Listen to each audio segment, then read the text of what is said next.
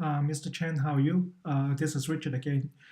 So in this meeting, we would like to give you some advice about your question raised last time about what is the best option for you to set up a business in Australia. So in this meeting, we will discuss a couple of options. The first one is what we call sole proprietor or sole trader. So basically, this is a very simple structure. You just need to register a business name and then you can start the business. This is very good for small startup because the cost is very low and you don't have too much compliance costs. You don't need to perform a very professional auditing every year. However, the problem for this, the disadvantage for this structure is that it is not a separate legal entity. What it means is you and the company is basically is one body. So for example, if you enter a contract under your business name with someone, it's actually is yourself to enter a contract with someone else.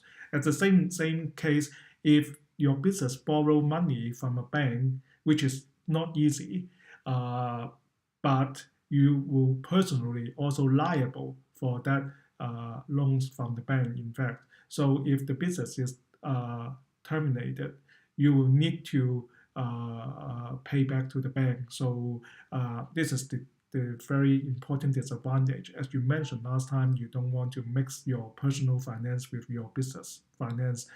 Sole proprietor is exactly this case. So this is not our recommendation. To be honest, even it is a very easy and simple setup. The second one is partnership that you have mentioned last time that you might want to engage with someone to operate a business. Which is a good idea because it leverages the risk and leverage the knowledge.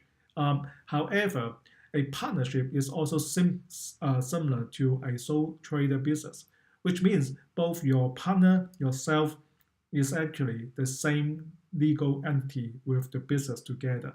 So the issue actually will repeat means if you or your partner enter any contract with other party on behalf of the partnership, then both of you will be liable for that contract.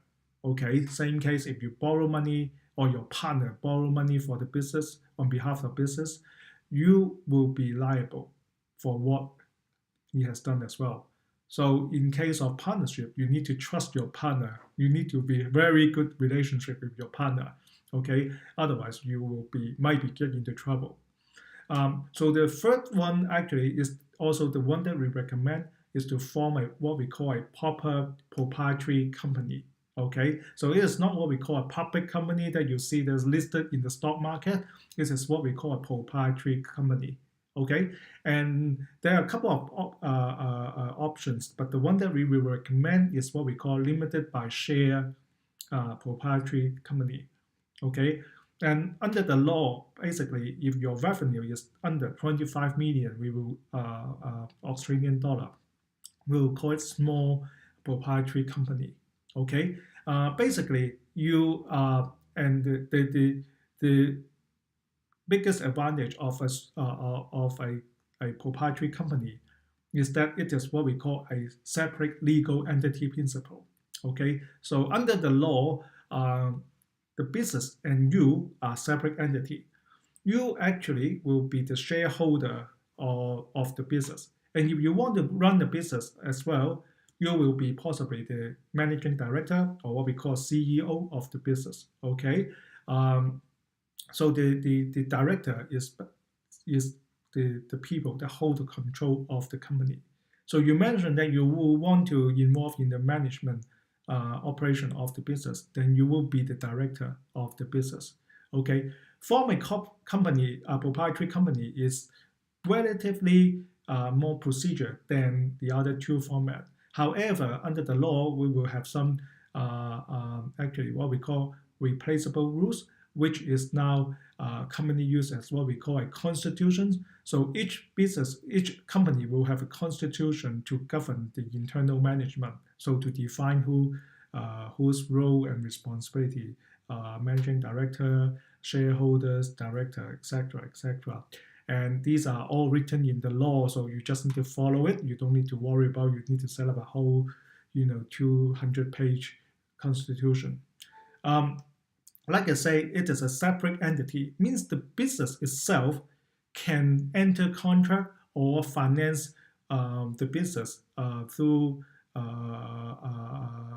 loans or whatever, which is separate from the shareholders' business. Okay, so you will not be liable for the contract or any finance of the financial liability of the business. Okay, however, it is not absolute. Okay, the court has some kind will leave this what we call corporate will. The very common situation is what we call you want to escape from any legal obligation. Okay. However, as a whole, this is still the best option for you because the risk is low and also you can maintain a very good management of the business. Okay. So this is what we recommend.